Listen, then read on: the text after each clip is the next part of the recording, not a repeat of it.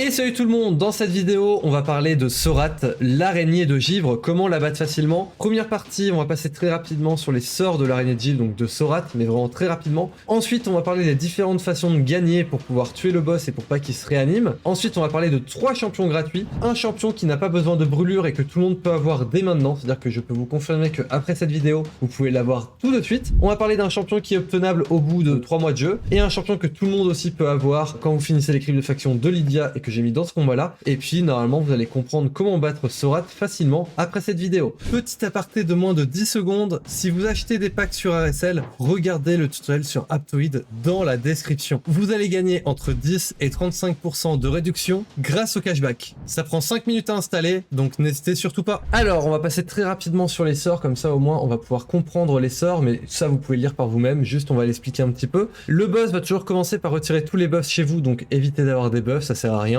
Ensuite, il a des chances de mettre gel. Vous pouvez résister à ça. Donc, vu que vous pouvez résister, c'est quelque chose qui est important. Et ça va augmenter son compteur de tour pour chaque debuff gel placé. Donc, si vous n'avez pas assez de résistance, elle va pouvoir rejouer directement. Derrière, elle va attaquer tous les ennemis. Elle va mettre un blocage des buffs, une réduction de soins. Elle peut mettre des break attaques. Et enfin, avec son 1, enfin, du coup, tout le temps, elle attaquera tous les ennemis et elle mettra des réductions de précision. Donc, ça, c'est un petit peu chiant. Donc, vous l'avez compris, les champions qui vont être utiles. Là, on va passer directement à la deuxième partie. Ça va être du coup les différentes façons de gagner. Je vais vous montrer un combat. La première chose, c'est quand vous prenez des buffs, faire en sorte de retirer les debuffs. Vous avez un champion qui va retirer des debuffs, qui va être un blocage des buffs, parce que si vous prenez une réduction de précision sur le champion qui mettra de la brûlure de PV, malheureusement ça va pas fonctionner. Mais voilà, donc le but c'est juste retirer les debuffs, avoir un champion qui raise, avoir un champion qui heal et qui retire les debuffs, et c'est juste parfait, il y a juste besoin de ça. Et après ça va être des champions qui vont mettre des brûlures. Donc là je vais lancer un petit combat et je vais expliquer un petit peu les champions.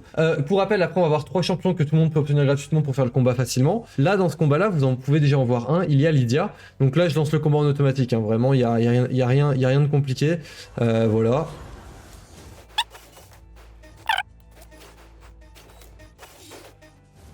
Donc voilà pour les vagues, c'est vraiment pas le plus compliqué. Là on arrive sur le boss. Alors maintenant qu'on arrive sur le boss, moi j'ai Lydia, mais je vais expliquer après les 2 autres champions qui sont totalement gratuits que vous pouvez obtenir pour faire ce combat là. Mais je vais laisser en auto, ça va passer. Ce que je vous conseille, c'est d'avoir des champions qui font des dégâts sur les PMax ennemis, donc des gardes royaux, des choses comme ça peut être assez intéressant. Et essayer de focus les petites araignées sur le côté, parce que là par exemple ce qui se passe, c'est que quand vous mettez un debuff, là j'ai voulu mettre un break défense de 60% sur la grosse araignée, mais en fait le debuff s'est retiré et elle est sur la petite araignée de droite.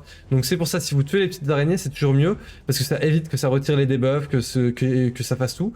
Donc là le combat, moi il est assez long, parce que j'ai fait une team que j'avais fait à l'époque, c'est la même team que j'avais fait à l'époque, donc au début de la DT, parce que je voulais rester sur des compos qui étaient assez débutants, sinon moi j'aurais mis Acrisia et là le combat il serait déjà fini, Gnut Acrisia, le combat serait déjà fini. Mais le but c'est de vous faire des teams, bon là il y a quand même que des légendaires dedans, mais vous montrer des teams qui sont pas des teams ultra god tier. Mais à la suite de la vidéo on va voir du coup 2 champions, un obtenable au bout de 3 mois et un que vous pouvez obtenir dès maintenant après cette vidéo là. Je suis sûr que vous pouvez l'obtenir, donc c'est pour ça. Là le but c'est de faire de mettre un maximum de brûlures. Le but là c'est vraiment les dégâts. Ce qui va se passer c'est que vous allez faire des dégâts avec les brûlures et c'est vraiment ça qui va fonctionner. Le gros souci c'est les petites araignées sur le côté, donc là si j'avais un garde royal, j'en ai sur mon compte mais je l'ai pas utilisé. Avec garde royal, bah là j'aurais pu le faire et ça aurait été beaucoup plus simple, parce que l'araignée de gauche ici elle retire les debuffs, donc là il n'y a pas de brûlure et donc on fait beaucoup moins de dégâts et c'est un petit peu chiant. Là en plus avec le ninja, la brûlure on la met pas tout le temps dessus, mais c'est vraiment le but, hein. Là c'est vraiment le but de faire un maximum de dégâts sur l'araignée. En soi j'ai juste pas trop parlé du combat là, on va parler directement des prochains champions. Donc les champions qui sont ultra utiles dans la team, moi j'ai Cardel qui retire les debuffs, c'est Talia qui retire les debuffs et qui heal, le Diacram Strong ici qui met un bouclier et qui va heal en fonction des dégâts sur le bouclier, et qui va aussi du coup mettre des blocages de debuffs. J'ai de la résistance sur tous mes champions qui fait qu'elle retire pas les buffs, mais si vous elle retire les buffs, il faudra du coup un champion derrière qui remet les buffs. Je crois que j'ai dit beaucoup de fautes du coup, enfin, c'est un petit peu chiant mais voilà. Un champion ultra important et qu'on va voir à la suite, c'est Lydia. Pourquoi Lydia est importante? C'est parce que avec son passif, elle bloque la réanimation. Il faut savoir que Kurat, si il ne meurt pas d'un blocage de réanimation ou d'une brûlure, il va se réanimer et c'est très chiant. Et donc, quand vous avez Lydia, donc quand vous avez fini les cryptes de faction, c'est très simple pour vous, vous avez juste à mettre Lydia dans votre team, même si le combat il dure 50 minutes. Dès qu'elle va se tuer, hop, Lydia, elle va bloquer la réanimation et c'est fini. Lydia, vous l'avez compris, est game changer sur la Kurat.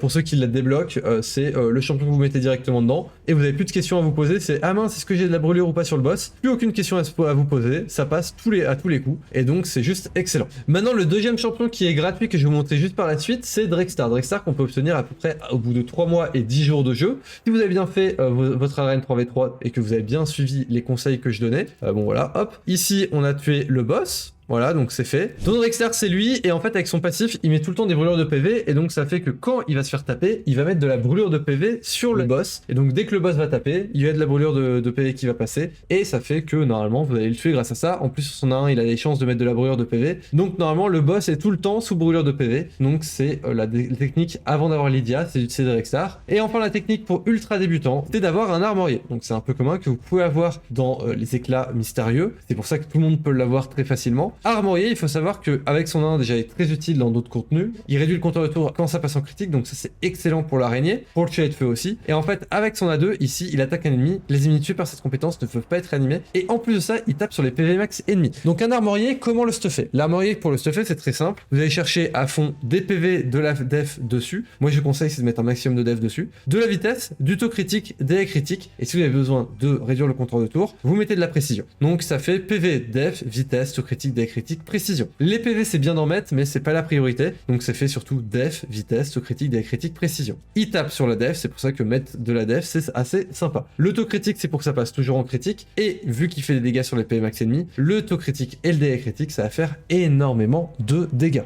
Donc armorier vous le mettez dessus, vous le mettez sur le boss, et c'est vraiment le truc, si vous bloquez sur la première araignée, armorier permet de vous débloquer totalement l'araignée. Pour les champions que vous pouvez utiliser tous les champions qui mettent de la brûlure. Donc pour ça, vous pouvez aller directement ici. Vous pouvez aller sur le site alucard.fr et là vous avez tous les champions sur votre compte qui permettent de mettre de la brûlure. Et si vous avez un champion ici qui met de la brûlure, c'est parfait. Moi mon conseil c'est un géomancien. Si vous avez géomancien, vous pouvez l'utiliser. Si vous avez Sissia aussi, c'est très bien. Un ninja c'est parfait de chez parfait. Drextar aussi. Vous pouvez utiliser tous les champions qu'il y a là-dedans. Je préfère largement géomancien parce que ça va renvoyer les dégâts. Drextar il le met toujours à 100% quand il va se faire attaquer, ça va toujours le mettre, donc ça aussi c'est intéressant. Voilà, vous avez des champions qui sont mieux. Ninja aussi pareil, hein, parce que Ninja il active directement les brûlures et donc ça c'est excellent. Je vous laisse regarder la prochaine vidéo qui va s'afficher juste ici, et en attendant moi je vous laisse vous abonner et mettre un petit like, et on se retrouve pour d'autres vidéos sur Raid Shadow Legends. Ciao tout le monde!